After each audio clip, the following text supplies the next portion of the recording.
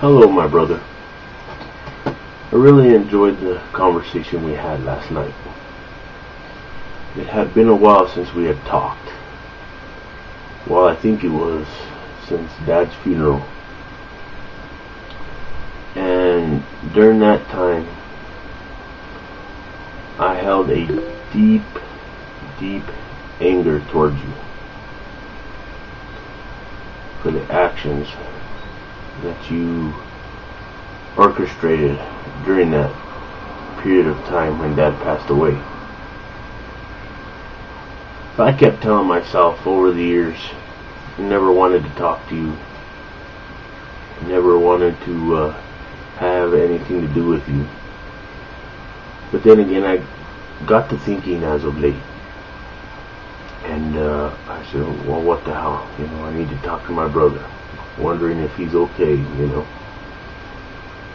And the conversation last night was quite productive. We did some kidding around about politics and stuff like that, And as far as politics are concerned, I understand that me and you are like oil and water, we don't mix. We're on different sides. I'm pro-Obama, you're pro-Romney. But we had a very good conversation nonetheless. That was before you brought up the issue of God at the end of our conversation. You mentioned that God was great, far greater than any man. And that was a point where I got a little upset. And here's why. You Christians think that the Bible was inspired by God. Now, I've heard many of you say it, and it's pretty evident, that you can't deny it. So let me ask you a couple of questions. And I wanted to ask you these for a while now, but this is my way of getting my feelings out there. So bear with me. Again, you claim that your God is great. Am I correct? So tell me, if you had kids, would you take them to the edge of town and stone them to death if they were unruly? Or how about this? Would you force a rape victim to marry her attacker? Or how about this? Would you kill a bride on her wedding day simply because she wasn't a virgin? Now I know things like this you guys will deny. You guys will say, hey, well, we're just going to put a blanket over all the bad stuff. We don't want you to put anything, we don't want you to pay any attention to the bad stuff. We'll just lock it away in a closet. And we want to show you all these good things. All these good things. Because God is good. Well, that I have to disagree with. And it's something that you cannot hide. That's one of the main problems I have. And religion is a serious problem in today's society. To me, I don't hate the person. I hate the religion and its ability to poison a human being's mind with complete nonsense. I never liked it. Up until about 2 years ago, I was blind to it. I was blind to all the bullshit that it teaches people. I was blind to all the delusional intent that it has.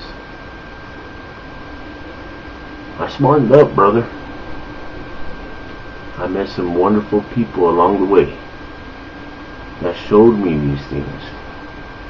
And I analyzed them for myself. And I came up with the same result that these people did that showed me these things.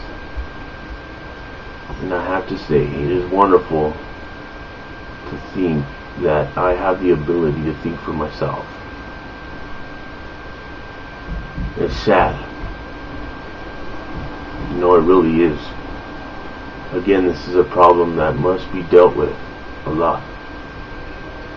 See, religion has this terrible, terrible intent of invading our school systems, invading our governments, so on and so forth. And it has no business there. And no, you cannot tell me that this nation was founded on Christian morals. And if you don't believe me, check the Treaty of Tripoli, Article 11. It perfectly states it there. I bet you our founding fathers are rolling in their grave right now, thinking about what's going on right now. It's absurd. It sickens me. You're so pro-Romney, but yet you don't pay attention to the people that endorse him or Romney himself. I forgot the guy's name, but he said something that really pissed me off. This big-time religious guy mentioned that he wants to gather all the gays and put them in this big concentration camp pin thing where he'd drop food to them from a helicopter, and in hopes that they'd all die off one day. Yeah, that's really mighty Christian of him, isn't it? I don't know. I can understand your guys' way of thinking. I really can't. And then you got the Catholic Church, who smuggles all their priests to different places just so they can avoid the law for the actions that they take on little kids. That is sad, and it is pathetic. They think they can avoid the justice system. They think they're above the law. Now what about all these faith healings? I recently read on some news on the internet about how kids die because people refuse treatment from doctors. They rather rely on faith healing from a fake God. Kid dies, and then what? Parents are held accountable for their actions. That's a little something we rational people like to call murder. While they're sitting in prison right now, paying for what they have done, and rightfully so. They have no business in today's society. When they let a religion influence their decision making, because those kids can't be brought back. They were a victim of ignorance, and that's what I think a lot of you theists are, a victim of ignorance. You know, I may not know what went on in the beginning, but neither do you. And a lot of the times I see Christians like you, my brother, use the God of the gaps situation, where if you find a gap in something, you right away insert God did it, without having any proof whatsoever to justify your claims. Yet you cite it as truth, and that we all should believe it and conform to it. No, I'm not going to be that way. No. I can think for myself. Thank you very much. And you know something else, brother? I have heard a lot of you say, that we can't have morals without God. I disagree with you wholeheartedly. I'm a very moral person. Like I've said in other videos that I've made here, that if I'm to share a space with an individual or a group of individuals, I want to be held accountable for the actions that I have made, whether they are good or bad. I believe in treating people correctly. I believe in treating people with honesty and respect. I ain't gonna shove fairy tales down their throat like you theists do. That's not moral. It's a big fucking joke. And I find it repulsive, to be honest with you. So when you come to me and say, God is this, God is that, I call bullshit. And if you claim that a God exists, and this goes for any theist out there, not just you, my brother, you must first define him. Show me the evidence that he exists. Because again, faith is a word that doesn't apply to me. And it never will. I have a lot of good friends, and I obtain the knowledge that I need to determine what is real and what isn't real. And I have a personal relationship with reality. You know, you do not. And let me tell you something else. If you're this big servant of God, or this goes for any theist out there, and I've seen some of you do it, and you cannot deny it. Why would you go out there and see a horror movie? Or if you do not believe in violence, whatnot, why do you tell people that they're going to burn in this eternal hell for a finite crime? Especially when you haven't proved that there's a hell that exists. Prove it. That's all I ask. You know, my brother, there's a lot of discussions going around, you know. All of these discussions about cosmological arguments and epistemology and whatnot. And it basically boils down to, you know, whether there is a God or whether there isn't one. You know, and I'm not knocking anybody for their intelligent conversations, because, you know, I find some of these conversations very insightful. In other words, they're brain candy to me. I love them because I actually gain more knowledge from them. But at the same time, some of these conversations, you know, are arguments that I get bored with.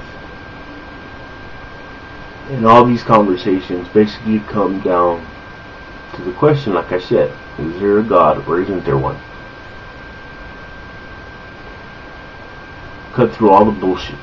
Show me the proof, my brother. I'm not interested in having this long, drawn-out conversation with you about whether or not a God exists. Just show me the truth. Show me the facts. Show me something. You know. And it's ludicrous to think that God is great. Thou shalt not kill. But yet he'll turn around in the same instance and send plagues to a country where he will kill a lot of people. He will even kill their firstborns. Why does he get to set a number of laws and not abide by them himself? This whole story is a bunch of nonsense. And its validity is retarded. There's no validity to it. Like I have said before many of times,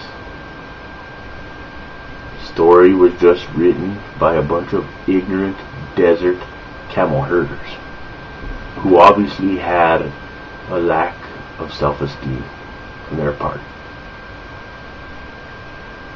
They had developed a fear of their own mortality, and they wanted something to make them feel better when they passed on. So they concocted this big old story about a god and this and that, how they get to spend eternity in heaven and do the things they do for all eternity simply because they were great. They sacrificed their humanity for a fairy tale.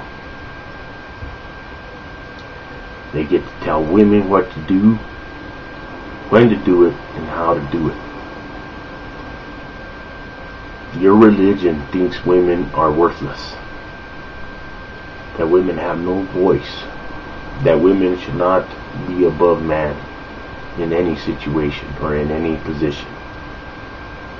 Basically, your religion says that women should be barefoot in the kitchen. I mean, come on. The truth is the truth. You can't deny it. And if you were going by the good book, why do you have a tattoo? And don't think I didn't know about that, because I do. The Bible always says something. It says something about the tattoos too. It makes you a hypocrite. But again, none of this means anything to me anyway. Because all it is, like I said, is a bunch of fairy tales. And I've explained why it affects me. And it affects a lot of my friends. And it affects our everyday lives. When we can't walk outside and be branded as monsters, be branded as devil worshippers, be branded as a bunch of immoral people. Well, let me tell you something. We are moral people, we care about people, and we do what we can to help others. Hell, we even sit and help the homeless, and we don't make them sit through a fucking sermon just so they can get a sandwich. That's fucking stupid. It really is. Just wanted you to know that. And I had a lot to get off my chest today. So I hope my audience, when they watch this video, that they don't get too bored. Because I normally don't make these kind of videos. Well, I do make videos, but not this long. Normally my videos range from anywhere from 8 to 12 minutes long. Some of them 5 minutes, whatever the case might be. But this one, I felt I had to get a few things off of my chest. Yes, brother, I am an atheist. And I'm proud to be one. I'm proud to stand tall with my friends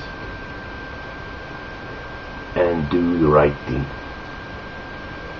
And that is something that I've been wanting to do for quite some time. And I feel good doing it. It makes me me. Makes me honest. Makes me trustworthy amongst my peers and friends. And it is wonderful to live life and know that humanity is important to me. And I don't put anything above my fellow man. I treat them the way I would like to be treated. And that's the way that it goes. My friends, I look at them as human beings. My fellow atheists are human beings. We share a cause. Now I may realize that a lot of us are different and we have different views on everything. But, you know, there have been times where we've been known to come together to share a single cause. And that is the fact that God does not exist. Period.